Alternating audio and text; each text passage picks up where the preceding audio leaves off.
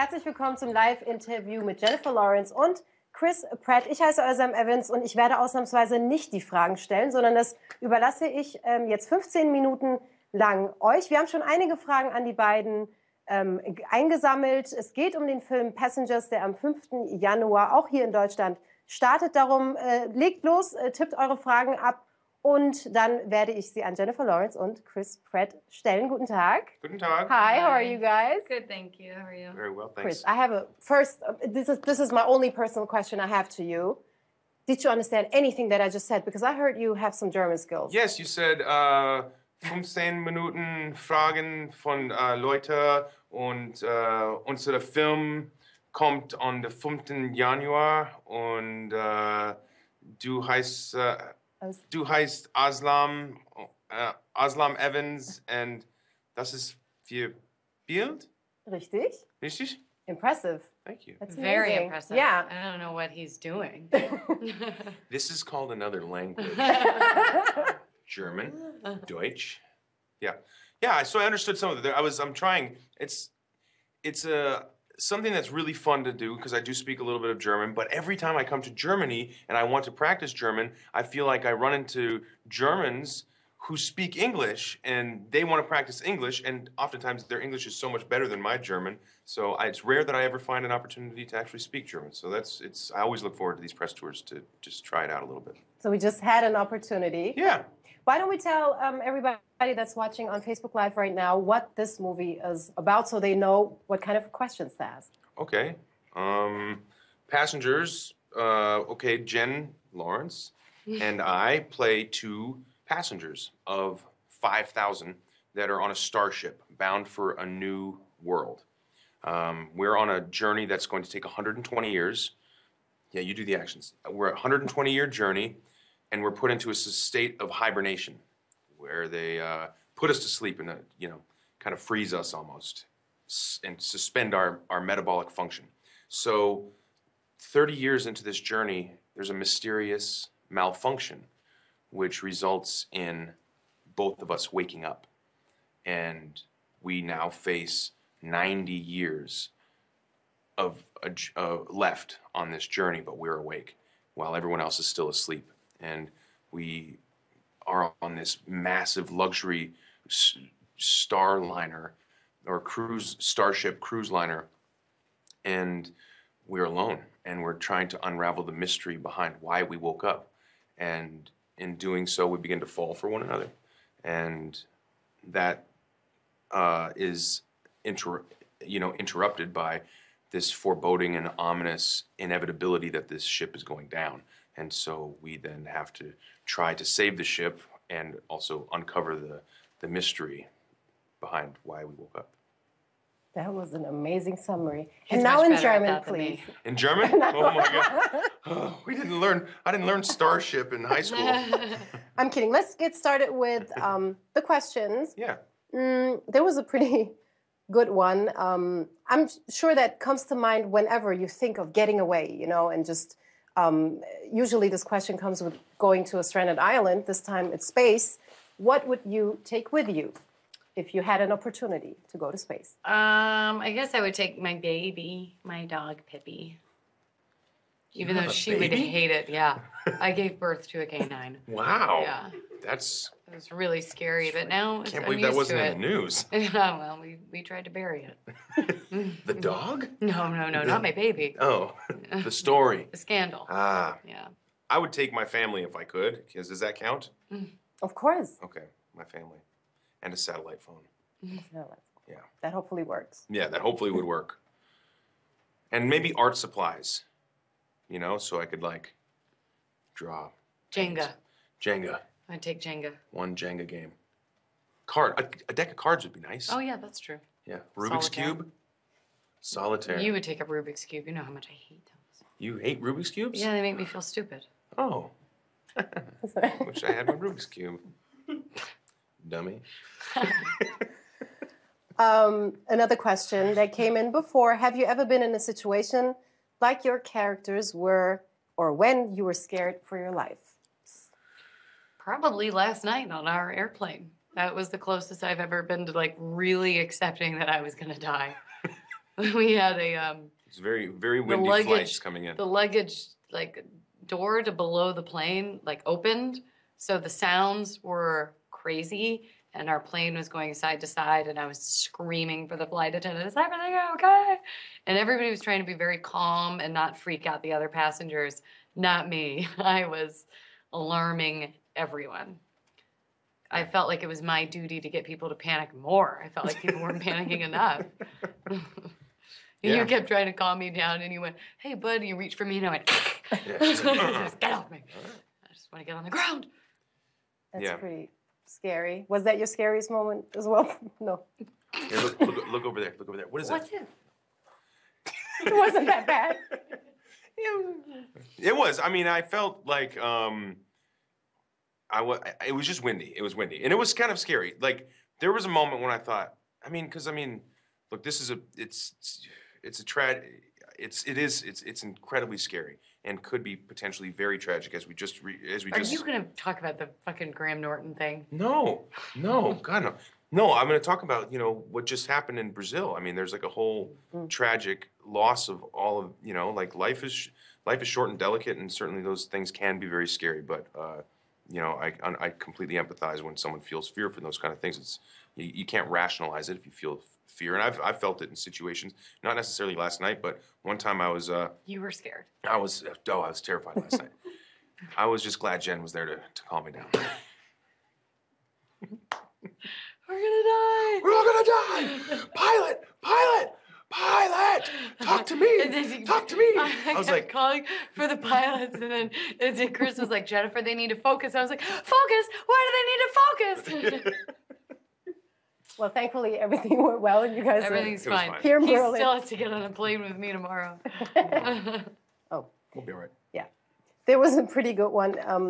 For you, Chris, you've been doing some pranking as far as Jennifer is concerned, and the Instagram pictures she gets cropped off. Was she ever on those pictures that you supposedly cropped off? And were there any pranks on set that she maybe did to you? Jen made a light bulb once exploded on set, and she screamed. And we were alone, like sitting in our chairs, just talking and gabbing between scenes. And this light bulb exploded, and she screamed, "Ah!" Very high-pitched scream. Like a lady. Like a lady. And then immediately she said, "Oh my God, Chris, I can't believe you just screamed like that." And then crew members would walk by and be like, "Did you guys hear that scream? It was Chris." And they were like, "Really?" Yeah. Everybody believed everyone believing that I screamed. That's a good one. Yeah. What about the picture thing? Like, is that what is there a story behind it? Well, I know that Jen does not do any social media of her own. She doesn't have an Instagram or a Twitter account or anything like that. And, when you're doing a press conference or when you're doing a press tour, it's nice to give the fans a picture of both of us. And so I've been just like taking moments to take snapshots of us and like in candid moments, like on set, on the, backstage at Graham Norton with Jamie Oliver, for instance, or, I always try to document these things so I can talk to the fans directly and show them what it's like for us to hang out together. It's sweet. I don't ever do any of that stuff. And she doesn't know. She doesn't know about any of it. So it's pretty cool. It's pretty cool. So I like doing it. Because I'm not on my Instagram thing. I'm on yours. Yeah, you get to be on my Instagram. Yeah. There are some more. Oh, this is a good one. Last time you felt like beaming yourself up to space. The last time I felt like beaming yourself up to space. Oh. I went on a date when I was 16, and it was really embarrassing. Probably then, 10 years ago. Really? Yeah, it was really bad. I'll tell you after that. Oh, good. Really humiliating. Really? Yeah. Ooh. Did you want to beam yourself up or him? No, myself. Yeah, I wanted to. I don't know if I've ever had that impulse to want to... Marina, karaoke. Oh, yeah. That's a good one. I once was... Oh, God, just thinking about it, I want to beat myself to space right now. I did karaoke at a karaoke bar many years ago in Los Angeles when I was still a young man and single. And I had previously done karaoke the week before and sang Man in the Mirror by Michael Jackson. And remember doing extraordinarily well. Like I thought, wow, I have a song now. I can sing Man in the Mirror, and it's very good. And so I went to this karaoke bar, requested Man in the Mirror, and I had met a young lady named Marina that night, and I was fond of her. I thought she was very cute, and I wanted to dedicate my song to her, and I did. And I said, this song is for Marina. And then the song came out, but it was in a key that I was definitely not capable of hitting. And right off the bat was like, I'm gonna make a change. And I realized how bad I sounded, and I had to try to sing the whole song. And right when I got to the part where I'm like, sha-na-na, na-na-na, some guy goes, you suck! Oh, no. Yeah, so needless to say, didn't go well with Marina. She went off with the you suck She guy. went with the you suck guy. Yeah, I don't think she stayed in the bar long enough for me to even finish my song. But A for effort, right? I Yeah. mean, at least you tried. And yeah. Unfortunately, you don't get paid in A's for effort. I would have liked to have beamed myself to space in that moment, for sure. Thank you for reminding me, buddy. Yeah. You good. We have some live questions. Maybe we can remind everybody that they can still send live questions. Yeah. You want to do that in German? Yes. How do I say it? Schickt eure Fragen. Ja. Schickt Jetzt eure über Fragen jetzt. Facebook Live. Schickt. Eure Fragen. Ja, schickt eure Fragen jetzt bis Facebook Live. Perfect. We have one from Anne. What would you fear most if the story of the Ich film... liebe ihren Namen. Du liebst ihren Namen, Anne. Ich liebe... We wonder why. Anne, you love... Yeah, it's from Anne Wandrich. Yeah. Ich liebe deinen Namen, if you want to Ich say liebe I love deinen your Namen. Yeah. Perfect. What would you fear most if the story of the film was reality? I mean, I think the feeling of no option for escape is really scary, in anything. Loneliness and entrapment. I think that would be very, very frightening. Yeah. Yeah, the possibility of isolation, fear of being alone forever, and those things. Because I don't want to give anything away, all of the things that Jim feels, my character feels through the course of this movie, his fears would be very real for me as well, all of them. Mm-hmm.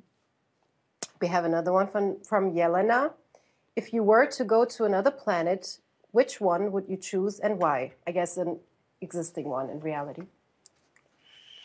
I don't feel like any of our planets in our solar system look really, or in our galaxy look very enticing, Mars, the weather looks awful. Venus has those pesky hydrochloric acid clouds. Yeah. And, yeah. What a nightmare. Temperatures, 1,000-degree surface temperatures. Maybe Saturn. Maybe Saturn to see the rings up close. Stay in the ship, but see the rings of Saturn would be pretty cool. That'd be funny to see somebody try to take a step on Saturn. Yeah. So you got to ice skate around the rings like in the cartoons because you can't. We have one from... We scratch right back right there. Oh, thank you. Sorry. One from Lucia. Jen, what were Aurora's greatest strengths and weaknesses? I think one of her greatest strengths is her ambition, and that's probably also one of her weaknesses. She's not able to just settle and be satisfied. She has this insatiable need for success or recognition. Mm-hmm. And Jim's?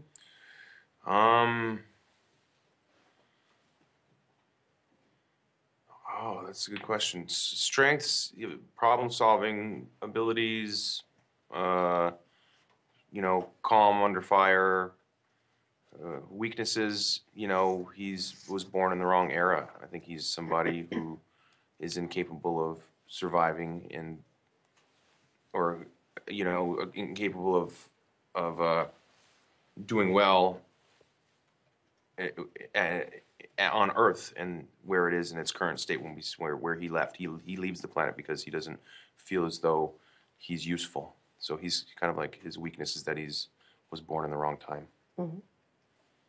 There are opportunities now to take trips to space, obviously, but this, what happens in Passengers, is way more evolved. Would you spend any money on actually taking a trip like this? I would spend almost all my money, probably, or all my money on it. I think it would be amazing. If I like hated all my friends and family, and if I like reached to a point where I was like, I never want to see any of you ever again. But if you don't feel that way, then it'd be tricky. Yeah. To be like, by the time I land, you'll be dead. Bye. Yeah. Yeah. I'm off. Maybe in a different. I mean, I tend to think like in a different life. Maybe. I mean, because you know, Jim's the character of Jim is in what's called a desirable trade on this. So his circumstance to get on this trip, which is a very expensive trip, is that his ticket is going to be comped because he's somebody who's a builder who can fix things, but he's essentially going to be working for this homestead company for the rest of his life. He'll have to give a big percentage of all of the money he ever makes back to this company, so he'll be in debt to this company forever. If I was in that circumstance where there was an opportunity for me to find a job, to be creative, to go build a house and explore a new world, I couldn't afford to get there without the sponsorship of a company. I could see myself being in those shoes and doing that same thing. I think this was the quickest time travel thing ever. 15 minutes are over. Oh, no. Thank you so much, guys. Thank Maybe we should say bye to your Facebook viewers here in Germany. Bye, Facebook viewers in Germany. Auf Wiedersehen, frohe Weihnachten. Is that right? That was perfect. And, Auf Wiedersehen, I get. Auf Wiedersehen. Heidi Klum says that. Yeah. Auf Wiedersehen. Goodbye. Pack your bags and go. Thank you. Thank you so much.